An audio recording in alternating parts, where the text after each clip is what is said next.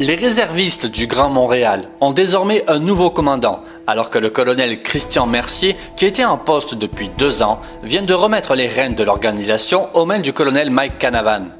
C'est au Collège militaire royal de Saint-Jean que la passation de commandement a eu lieu devant de nombreux invités.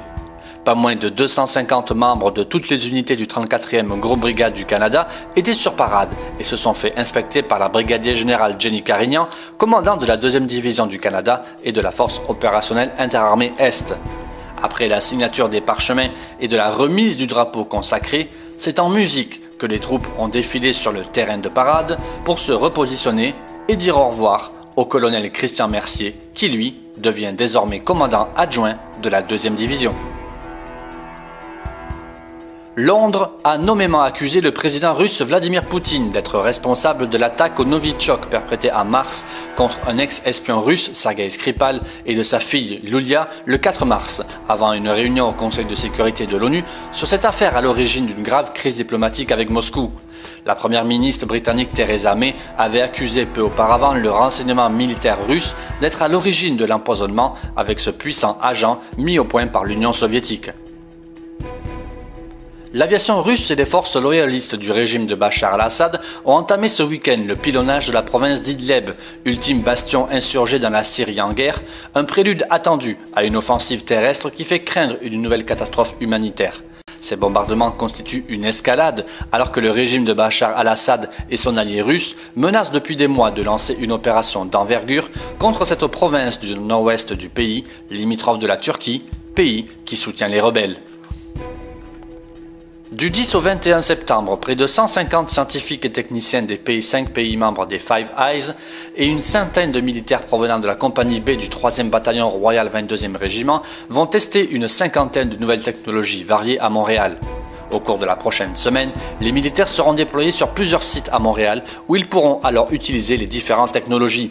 En tout, ce seront près d'une cinquantaine de ces technologies qui seront testées par les militaires à Montréal et il y aura des technologies de communication et de commandement et contrôle, comme des systèmes de renseignement, de surveillance et de reconnaissance terrestre, mais aussi aéroportées. Également des technologies de protection de périmètre, des technologies qui vont aider à la mobilité du soldat, comme des exosquelettes, ou d'aide à la navigation dans des environnements contraints complexes. À désormais presque un mois de la légalisation du cannabis partout au Canada, les forces armées canadiennes vont de l'avant avec leurs directives réglementant l'usage de la substance pour les militaires.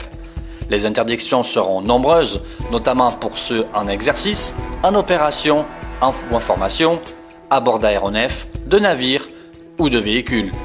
Tous les détails sont à lire dans notre article publié vendredi 7. Après un long suspense, les discussions de paix sur la guerre au Yémen, sous l'égide de l'ONU, ont finalement échoué avant même d'avoir débuté, a constaté samedi dernier à Genève l'envoyé spécial des Nations Unies Martin Griffiths, déplorant que les rebelles Houthis ne se soient pas déplacés. Les Houthis, des rebelles qui contrôlent de vastes portions du territoire yéménite dont Sanaa, sont restés dans la capitale yéménite en déplorant ne pas avoir bénéficié de garanties nécessaires pour pouvoir se rendre à Genève et surtout revenir dans leur pays.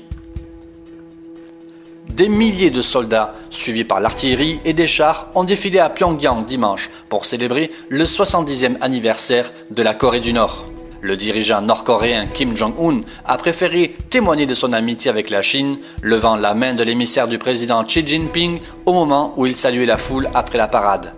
Puis sont venus les missiles, point d'orgue traditionnel des défilés, mais seuls ont été montrés le Kumsong-3, missile de croisière anti-navire, et le Ponghae-5, un engin sol-air.